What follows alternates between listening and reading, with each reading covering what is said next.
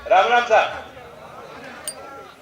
हमारे अध्यक्ष अमरीश जी, कृष्णपाल जी, हमारे क्षेत्र के लोकसभा सांसद सतीश जी, इस क्षेत्र से पहले विधायक रहे और आपने ऐसा आशीर्वाद दिया कि अब लोकसभा उस बड़ी पंचायत में पहुंचे हैं सदस्य के तौर पे, मेहनती हैं।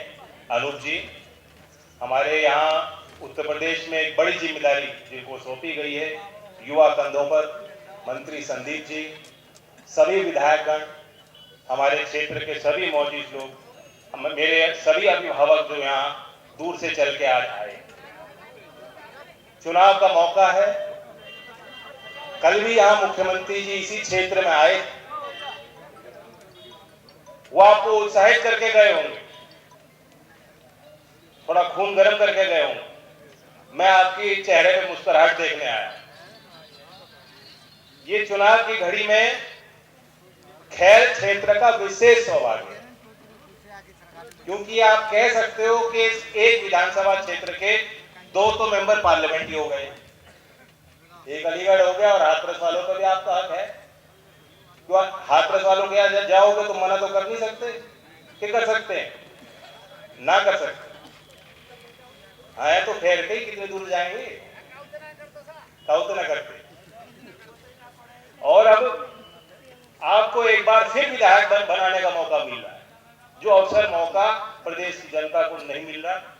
तो वीआईपी कॉन्स्टिट्यूएंसी खैर है, और आपको पता है कि पश्चिम उत्तर प्रदेश में जहां जहां चुनाव हो रहा है वहां सबकी नजर है, खासतौर से उत्तर प्रदेश में उन चुनावों में देश की नजर है कि क्या होगा। लोकदल और बीजेपी का एक मजबूत गठबंधन इस बार बना है, और चर्चा चल रही थी, अपना अपना विश्लेषण होता है। लोग कह रहे थे इस क्षेत्र का एक अपना मिजाज और इतिहास रहा।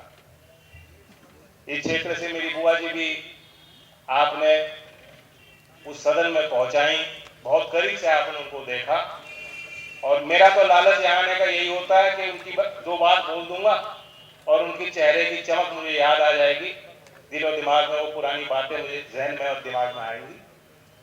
तो बुआ जी और पिताजी के ऐसे संबंध थे, बहुत लाड प्यार भी करती थी, लेकिन ज्ञान बुआ जी की एक खूबी थी, जो राजनीतिक व्यवस्था को इतने करीब से देखने के बावजूद और संभालने के व्यवस्था को संभालने के बाद भी, इतने अनुभव के बाद भी, उनके सामने वाला जो उनको बात कहता, ये उनकी ईमानदारी थी कि वो सोचती थी कि ये सही कह रहा है।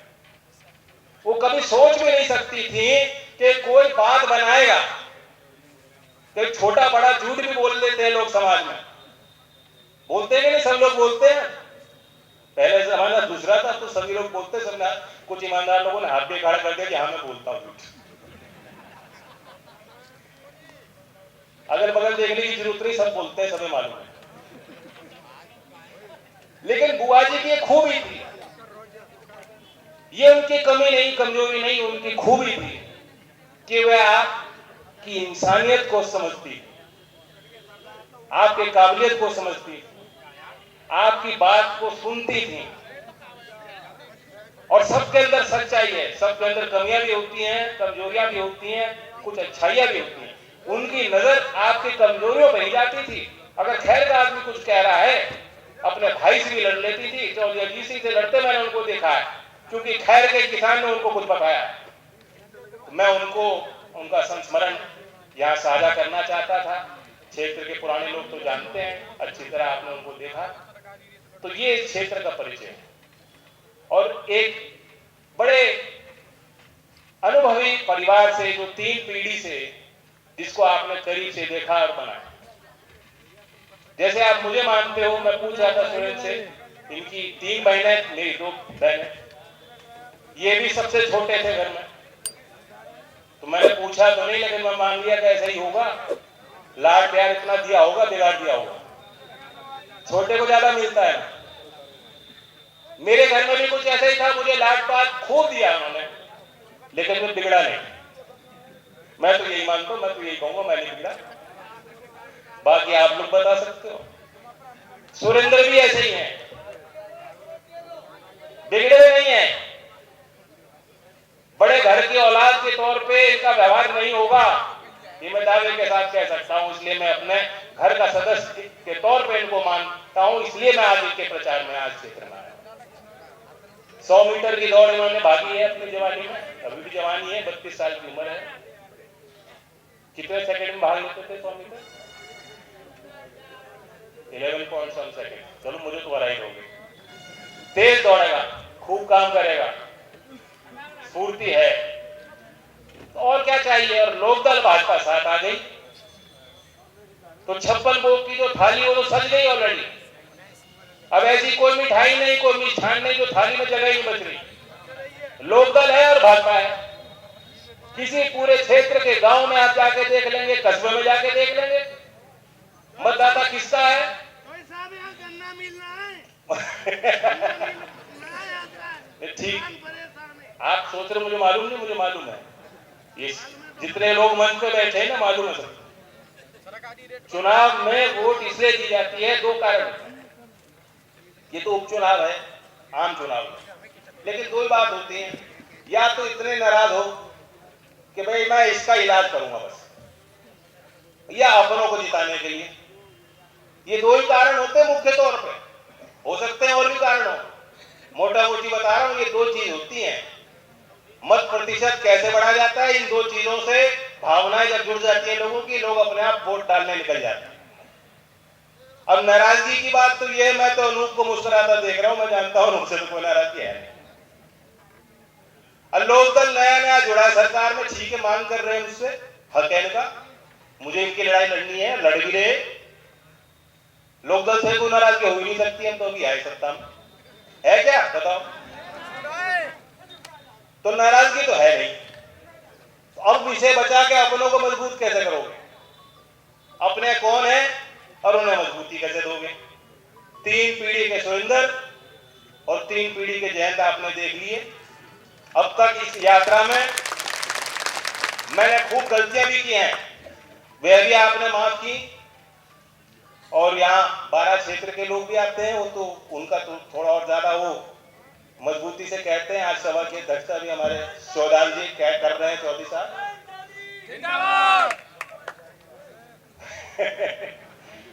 तो मैं तो आपको ये टटोलने आया हूं, आपकी बड़ी जिम्मेदारी इस चुनाव में। मैं आज यहाँ हूं, कल मैं मीरापुर जाऊंगा, जहां आपकी पार्टी की मिथिलेश पाल एनडीए के उम्मीदवार हैं। लोकदल का चुनाव चिन्ह एनडीए के उम्मीदवार, जहां मुख्यमंत्री यहां तो आए कल, उससे पहले उनके प्रचार में वो मीरापुर लोगों को आह्वान करके और भारतीय जनता पार्टी के कार्यकर्ताओं को विशेष तौर पे काम पे लगा के आए। तो मैं तो यही कहूंगा, अगर मीरापुर जीतनी है तो खैर जीतनी पड़ेगी। क्यों लोकदल वालों? सीधी सीधी बात है, कोई लाग लपेट की बात नहीं करने वाला। नीतिगत बात चुनाव है, क्या करूं नीतिगत बात? ये तो आपने काम देख लिया, सरकार और पहले की सरकारों में अंतर कितना है। ये सरकार वही काम कर रही है जिसका सीधा लाभ अभी तुरंत नहीं मिलेगा, लेकिन आने वाली पीढ़ियों को उसका काम का एहसास होगा। संस्थागत सुधार अलीगढ़ के लिए तो सबसे बड़ा काम मैं मानता हूं, क्योंकि हम लोग भावुक लोग हैं। किसानों के बीच के बहुत कम नेता निकल के आए हैं जिनको राष्ट्र की मुख्य धारा पे, देश के पटल के, देश की नजर के सामने ला करके सरकार ने सम्मानित किया। चौधरी चरण सिंह जी तो भारत रत्न दिया ही है, लेकिन इस क्षेत्र में जिन्होंने, जैसे सुरेंद्र एक राजनीतिक राजघराने से हैं, वह तो यहां मुरसान के घर में पैदा हुए और हाथरस के राज परिवार में उन्होंने गोद लिया, वृंदावन में महल बना। किसकी बात कर रहा हूं? राजा महेंद्र प्रताप जी के। कितना बड़ा योगदान 1915 में जिस व्यक्ति ने घोषित कर दिया कि भारत आजाद हो गया, 1915 में वह राष्ट्रपति बने, बरकतुल्ला जी को उन्होंने प्रधानमंत्री बनाया। कितना बड़ा योगदान शिक्षा के क्षेत्र में, यहाँ अलीगढ़ के केडी कॉलेज को उन्होंने जमीन दी, काशी विश्वविद्यालय को जाके दान दिया।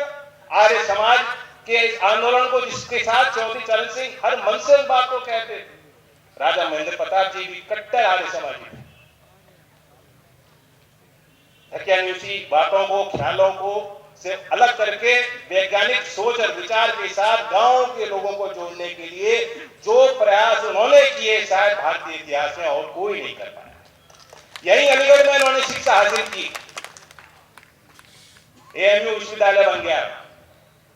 और गौरतलब ये बात है कि 1909 में एक आयोजन हुआ, खुशी की लहर थी, तीज का त्योहार था, ब्रज के लोग जो है तीज पे झूला झूलते, तो आयोजन बड़ा था, यज्ञ हुआ कि जो है पुत्र का के जन्म अवसर पे कोई शुभ आयोजन है। दूर दराज से सभी ज्ञानी लोग पहुंचे होंगे, शुभचिंतक पहुंचे होंगे, बड़ा जमावड़ा रहा होगा। राजा महेंद्र प्रताप जी ने कहा मेरा पुत्र पैदा हुआ है और ये औद्योगिक शिक्षा की संस्थान को मैं आपको सौंपता हूं। लोग अचंभित रह गए कि हम सोच रहे हैं अपने बेटे के जश्न में बुला रहे हैं। वो प्रेम विद्यालय का गठन उन्होंने किया जो देश की शायद सबसे पहली आईटीआई होगी, वो 1909 में राजा महेंद्र प्रताप ने बनाया और नाम क्या रखा, प्रेम महाविद्यालय। तो ऐसे महापुरुष को सम्मानित एनडीए की सरकार तब करती है जब उनके कंट्रीब्यूशन को समझते हुए, जीवन के उनके संघर्षों को उनके विचार से जुड़ते हुए वो ये कहती है सरकार कि यही अलीगढ़ में जहां उन्होंने शिक्षा हासिल की, उनकी कर्मभूमि पे जिस चीज के लिए उन्होंने पूरा दान कर दिया अपना सारा साम्राज्य, उस शिक्षा पद्धति को बढ़ाने के लिए, गांव को के लोगों को, नौजवानों को शिक्षा से जोड़ने के लिए, उच्चतम शिक्षा पद्धति के लिए, नवचार के लिए एक विश्वविद्यालय का गठन होगा राजा महेंद्र प्रताप जी के नाम से। तो कितना बड़ा सम्मान।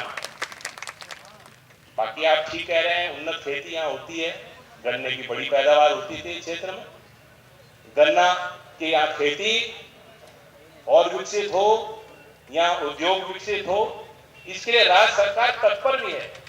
और हम और सार्थक प्रयास इस और हम सब लोग मिलकर जो मंच पे बैठे हैं, सब जिम्मेदार लोग हैं, जाके सार्थक प्रयास करें। और आपको पता भी होना चाहिए, पेरू जो एक लैटिन अमेरिकन कंट्री है, पूरे लैटिन अमेरिका में आलू का सबसे ज्यादा उत्पाद पेरू में होता है। उनकी पुरानी परंपरागत तौर पे खेती और विधि बहुत विकसित है, उनकी यील्ड काफी ज्यादा होती है। और दुनिया में चाइना के बाद अब एक अंतरराष्ट्रीय शोध केंद्र यही आपके बगल पड़ोस में आगरा में बनने जा रहा है, जो आलू पे शोध करेगा, अनुसंधान करेगा, उसका भी लाभ आपको मिलेगा। और किसको मिलेगा? आलू की खेती करते हुए मैं देख रहा हूं, रास्ते चलते आ रहा हूं। और साथ साथ अलीगढ़ के लोग, यहाँ का एक उद्योग जो विश्व विख्यात है वो ताला। अब ताला लोग घर पे लगाते हैं सुरक्षित रखने के लिए, अपनी संपत्ति रखने के लिए, अपनी पूंजी को बचा के रखने के लिए ताला लगाते हैं अलीगढ़ का। आने वाले समय में यहाँ गोला बारूद, यूएवी, ड्रोन, जो डिफेंस टेक्नोलॉजी है, आपको पता है कि कोल के क्षेत्र में वो जो जमीन भी उसकी आवंटित कर दी गई और 39 कंपनियों ने करार भी कर दिया, वो आगे भी आ गई। हजारों करोड़ रुपए की लागत से वो निवेश करेंगे और इस क्षेत्र के हजारों नहीं लाखों बच्चों को भी उसका फायदा मिल सकता है। और जिस तरह से यहाँ के जवान आर्मी में, पैरामिलिट्री में देश की रक्षा के लिए तत्पर है, तो यहाँ पे बनाए गए उत्पाद भी, हथियार भी, औजार भी, उपकरण देश की रक्षा के लिए समर्पित होंगे और देश और दुनिया में निर्यात भी उनका होगा, उसका लाभ भी आपको मिलेगा। तो ये सारी सरकारी चीजें हैं जो काम हो रहा है, लगातार निरंतर हो रहा है। चुनाव आते जाते रहते हैं, ये काम नहीं रुकेगा। परसों मैं भरतपुर जा रहा हूं, अब रिश्तेदारी की बात करने नहीं आया मैं, जैसे योगेश कर रहा था। और आपकी बेटियां, हमारी बेटियां बहन है, कोई दिक्कत कर रहे हो तो माठ वालों का कान पकड़ लूंगा। दो विधायक बैठे हैं। भरतपुर इसलिए जा रहा हूं कि कौशल मेला लगाया। अभी बिजनौर में भारत सरकार, एनएचडीसी और राज्य सरकार के सहयोग से हमने एक दिन में 2700 बच्चों को ऑफर लेटर दिलवाया, नौकरी दिलवाई। और अभी भरतपुर में पिछले 20-30 दिनों से एक अभियान हमने चलाया है, उसमें पंजीकरण बच्चे करा रहे हैं, उनकी ट्रेनिंग हो रही है। 7,000 बच्चे आगे आए, बेटियां, हमारे बेटे लड़के कि हमें नौकरी चाहिए। 7,000 बच्चों ने उस लिंक पर क्लिक करके रजिस्टर किया है। कौशल मेले में वो आएंगे और 7,000 में से 3,500 बच्चों का हमने 5 से 7 दिन का उनका ट्रेनिंग भी कराया है कि आपको साक्षात्कार में बैठना कैसे है, अपने आप को पेश कैसे करना है, अपना बायोडाटा कैसे तैयार होता है, ताकि जो आज इंडस्ट्री की जो डिमांड है, जो लोग नौकरी देने वाले जो उद्यमी हैं, व्यापारी बैठे हैं, वो किस प्रकार का ह्यूमन रिसोर्स चाहते हैं, किस प्रकार के लोगों को नौकरी देने के लिए वो तैयार है, उस बात को भी समझना चाहिए नौजवानों को। तो 7,000 बच्चे वहां भरतपुर परसों आएंगे। मैं पूछना चाहता हूं, ये ब्रज का क्षेत्र पूरा एक ही है, एक ही मिजाज है, एक ही भाषा है, एक ही लोग हैं। इससे पहले इस क्षेत्र में कभी आपने सुना था कि एक दिन में हजारों बच्चों के लिए मेला लगेगा, उनको जानकारी मिलेंगी, उनको नौकरी मिलेंगी? कभी कोई सरकार इस प्रकार का काम गांव देहात के पिछड़े इलाकों में कभी नहीं करती। तो सरकार तेजी से काम तो कर ही रही है। मैं तो आपसे बस कहने आया हूं कि इस काम की गति को बढ़ा के आप रखना। और कमल और नल जब एक हो गया, नल का भी वास्ता पानी से है, और जहां जल ज्यादा होगा पानी जमेगा। आप पांव जमा के जो वोट बटन दबाओगे, जब पांव में जमोगे तो कोई पछाड़ देगा। तो पहले तो पांव जमा लेना अच्छे से ईवीएम के सामने, और फिर धाड़ बटन दबाना। कहां को दबाना है? खैर की जनता को मालूम होना चाहिए कहां दबेगा यहां बटन। कमल पे बटन आप दबाओगे और खुशी की का एहसास मुझे वहां दिल्ली बैठे मुझे होगा कि इस क्षेत्र के लोगों ने परंपरा और लाज रखी, सम्मान रखा। तो मैं यही आपसे कहने आया हूं। सुरेंद्र मात्र 32 वर्ष का है। इसकी एक खूबी है कि सिस्टम का हिस्सा भी है, क्योंकि बचपन से कुछ चीजों को देख रहा है, और मैं समझ सकता हूं कि इसकी मन की क्या अवस्था होगी, क्या सोच विचार होंगे। आज इनके पिताजी इनके साथ नहीं है, इनको लग रहा होगा मेरे कंधों पे इतना बोझ आ गया। बेटे ये बोझ नहीं है, ये आशीर्वाद है। ये आशीर्वाद तुम्हें हमेशा आगे और ताकत देगा, बढ़ाएगा, ऊर्जा देगा, कारण देगा कि तुम घर पे नहीं बैठोगे, तुम लोगों के बीच मेहनत करोगे, दौड़ोगे, पसीना बहाओगे। तो मुझे पूरा विश्वास है, और राजनीति में विश्वास ही होता है। जब जनता विश्वास नहीं करती तो नेता सारे बेकार हो जाते हैं।